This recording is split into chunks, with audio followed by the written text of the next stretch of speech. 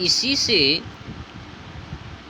तुम समझ लो कि समाज तुमसे आखिर क्या चाहता है। समाज तुमसे चाहता है कि तुम लालची रहो, लालची बने रहो, काम वासनाओं में उलझे रहो, फंसे रहो, उन्हीं में डूबे रहो, उसी में पड़े रहो। क्या युग है। अब भला आज की समय में कोई भलाई करने की युग रही ना बाबा। जो भी भलाई करबे उनके पीछे ही उल्टे लग जावे। अब भलाई की युग ना रहबे बाबा। आज की समय में होवे ही क्या करबे,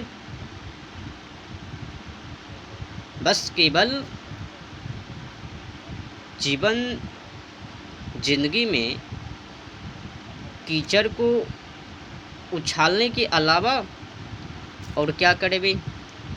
ऐसा थोड़ी होवे कि मानव की चरित्रों का निर्माण कर देवे। मानव में गुण कर्म स्वभाव भर देवे। मानव को सत्य की ओर ले जावे। ऐसा थोड़ी होवे। बस केवल जीवन जिंदगी में कीचड़ कीचड़ ही कीचड़। अब आगे समझिए तो कुल मिलाकर तुम चीज़ें जुटाओ, तुम संचित करो, तुम वस्तुओं के और संचय के और भोग के पीछे भागो। ठीक है। अब इस समाज ने तुम्हें खूब सिखा दिया भोगों के पीछे भागाने का, और ये पैदा होते ही बता दिया गया ये हासिल करना वो हासिल करना। 50 शर्तें बातें तुम्हें बता दिया गया पैदा होते ही। तो तुम्हारे पास ये होनी चाहिए वो होनी चाहिए। और कहने को तुम्हें ये सब कुछ इसीलिए बताया क्योंकि समाज तुम्हारा हितैषी है। तुम उनके बातों को मानने वाले हो, उनके बातों के अनुकूल अनुसार चलने वाले हो। इसीलिए समाज तुम्हारा हितैषी हुआ।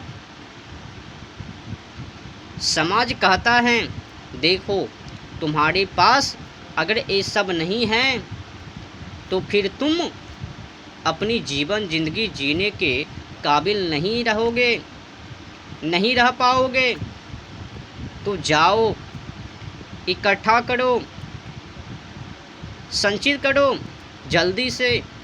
और तुम इकट्ठा ना करो तो तुम्हें पीछे से वो फिर चाबी भी भरेंगे, डंडा भी मारेंगे, भावुक हो करके दलीलें और दुहाइयाँ भी देंगे कि कम से कम हमारी खातिर कुछ करके दिखा दे बेटा। बस एक बार, बस एक बार, एक बार को हमें भी फक्र हो जाए कि हमारी औलाद हैं।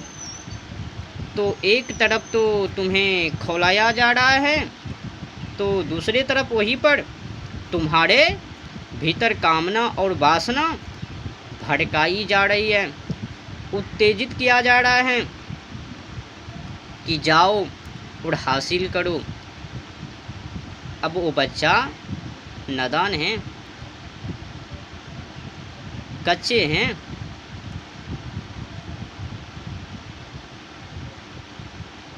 वो बच्चा अभी बहुत ही छोटा सा है और माँ उससे बोल रही है सुना सुना कर, तेरे के लिए चांद सी राजकुमारी लाऊंगी।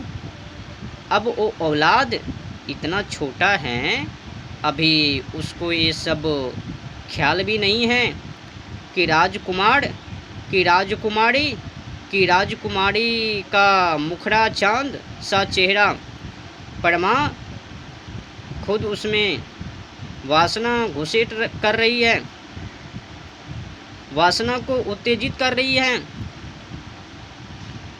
उद्वेलित कर रही है।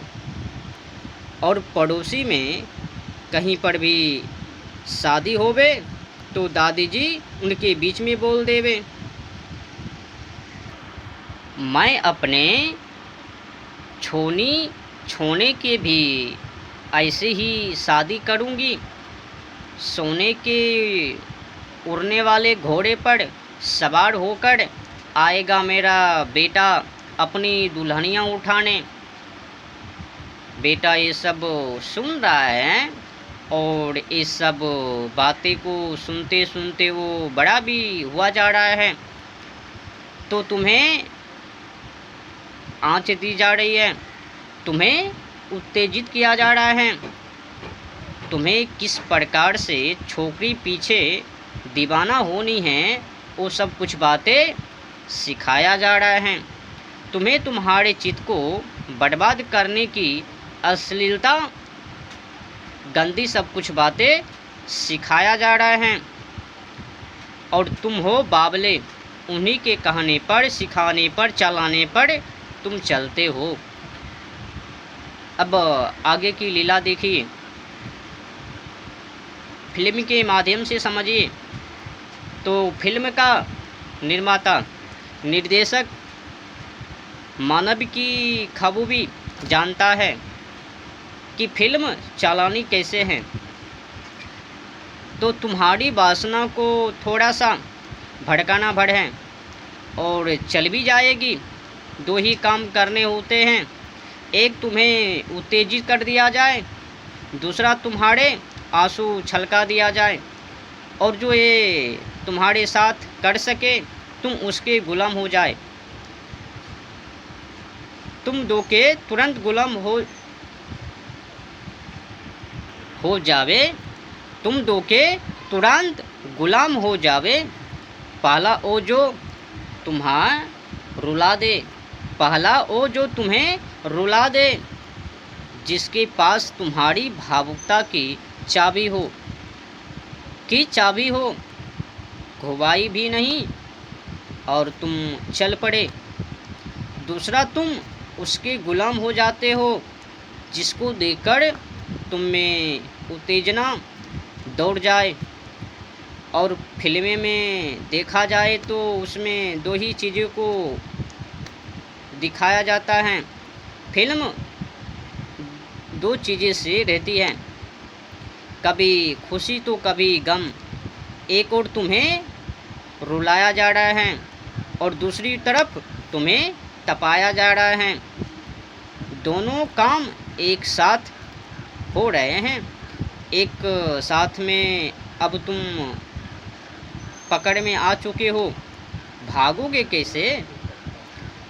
टीवी को खोलते हो तो वहाँ पर विज्ञापन आ जाता है, विज्ञापन भी आ रहा है नंगनी सी धरंग सी।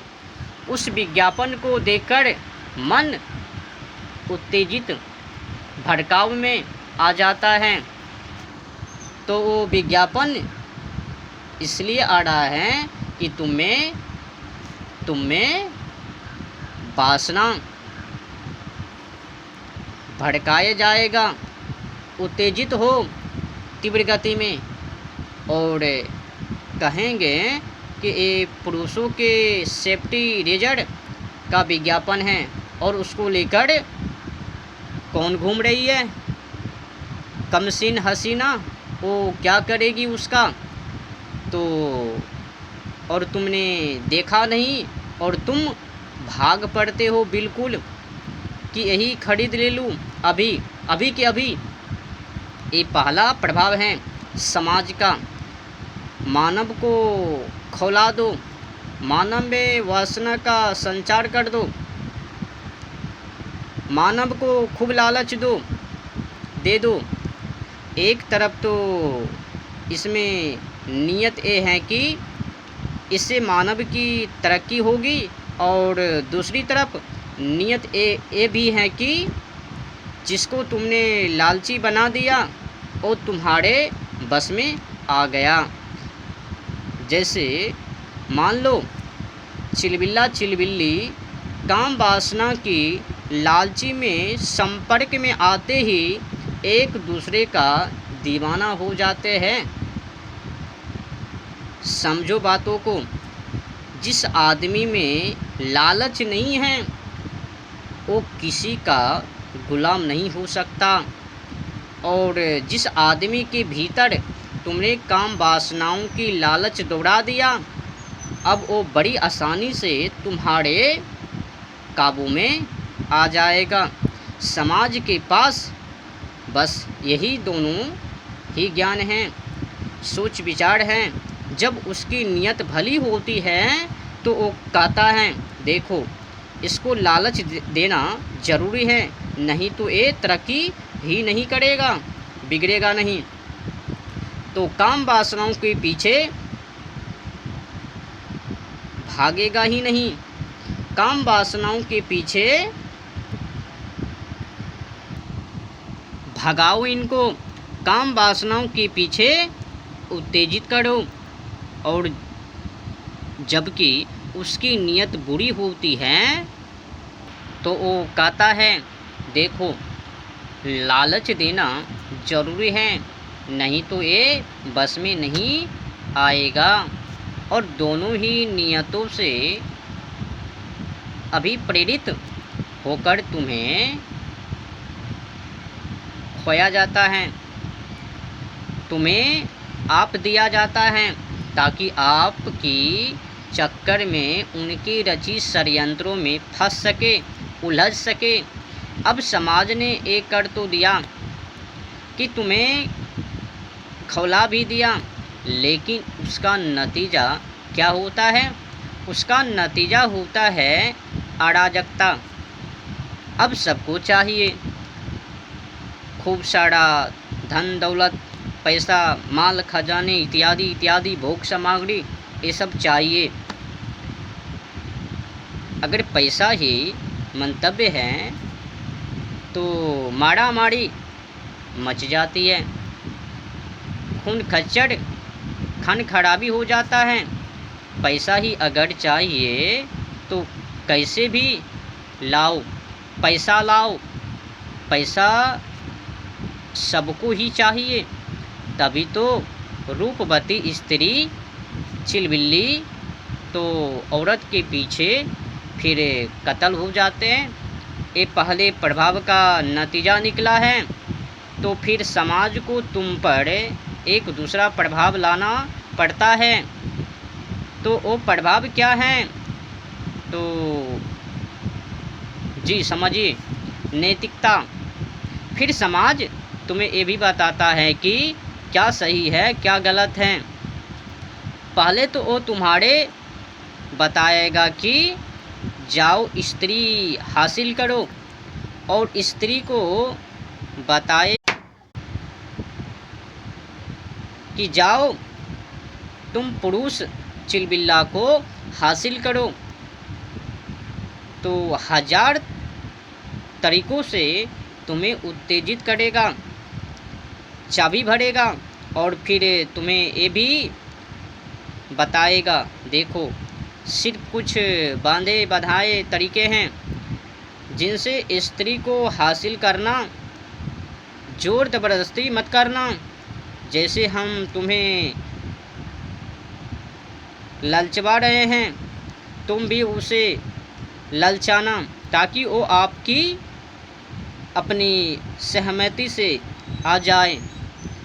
तो तुम्हारे पास और फिर 50 और शर्तें लगाई जाती हैं तुम्हारे ऊपर। तुम उन शर्तों का पालन ना करो तो तुम में अनैतिक घोषित हो जाते हो, तुम्हें कारावास भी हो सकता है।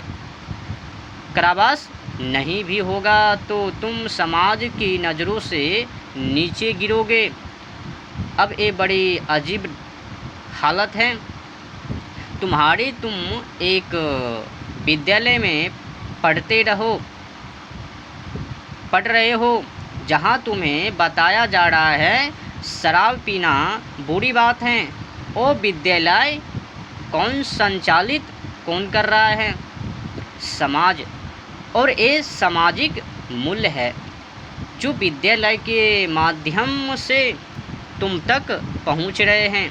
समाज ही शिक्षक हैं जो तुमको विद्यालय में पढ़ा रहे हैं। शराब पीना बुरी बात है और जब तुम अपनी शाला से बाहर निकलते हो तो 2-4 किलोमीटर आगे बढ़ते हो और तुम्हें दिखाई देते हैं शराब के ठेके। और उन शराब के ठेके को भी कौन चलवा रहा है? समाज। अब समाज तुम पर ये दो तरफा वार कर रहा है। एक तरफ तुम्हें आग जलाई जा रही है कि पियो और दूसरी तरफ तुम्हें पीने नहीं दिया जा रहा है। एक कहकर कि शराब पीना बुरी बात है तो फिर वो ठेका क्या कर रहा है सड़क पर? अगर काम वासना बुरी बात है तो टीवी पर वो सब इतराती फुसलाती इठलाती क्यों नाच रही है? नग्न होकर विज्ञापन पर क्यों नाच रही है? क्यों नग्न दिख रही है? वो तो ज्ञान नहीं दे रही है, वो बोध या मुक्ति तो नहीं दे रही है, वो प्रेम बस तो नहीं नृत्य कर रही है। उनके नाचने का तो एक ही प्रयोजन है। क्या तुम्हारे निजर किधर है? क्या तुम्हारे नज़र किधर है? तुम्हारी काम वासना इधर है, मतलब कि तुम्हें पकड़ ले, तुम में वासना संचारित कर दे। अब तुम फंसे बच्चू, तुम फंसे। तुम्हारी हालत अब हो गई है परेशान, कुकर्म जैसी लगा दी गई, काम वासनाओं जोत दी गई है तुम्हें, और नीचे से आग लगा दी गई है और ऊपर से दे दिया गया है ढक्कन। आग भी लगातार है, तुम आग से बचकर नहीं भाग सकते हो। अब बाज़ार में जाओ, वहाँ बाज़ार तुमको पकड़ के रखे हुए हैं। घर में जाओ, टेलीविज़न फ़ोन खोलेंगे तो पाओगे फ़ोन में भी वही घुसे हुए हैं। टीवी खोलोगे तो पाओगे टीवी में भी गली मोहल्ले को देखो, हर तरफ से तुमको आग लगा दी जा रही है। और साथ ही साथ फिर पुजारी और पुलिस की गश्ती भी है। पुजारी सूक्ष्म बल का प्रयोग करके तुमको काबू में रखना चाहता है, आग को दबाना चाहता है। पुजारी तुमसे बोलता है गलत काम मत करो, तो अगर करोगे तो पछताओगे, परमात्मा तुमसे नाराज हो जाएगा। प्रिया भक्त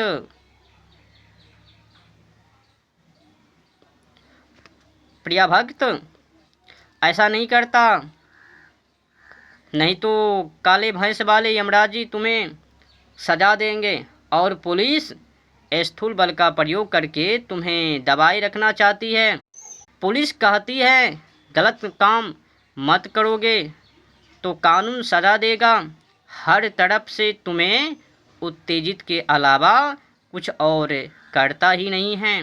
तुम्हारे साथ तुम्हें पूरे तरीके से उत्तेजित किया जा रहा है कि एक काम करो, टीवी खोलते हो, वहाँ आता है विज्ञापन और कहता है करो, और जैसे ही करने के लिए निकलते हो तो तुम्हें मंदिर का घंटा सुनाई देता है और तुम कांप जाते हो।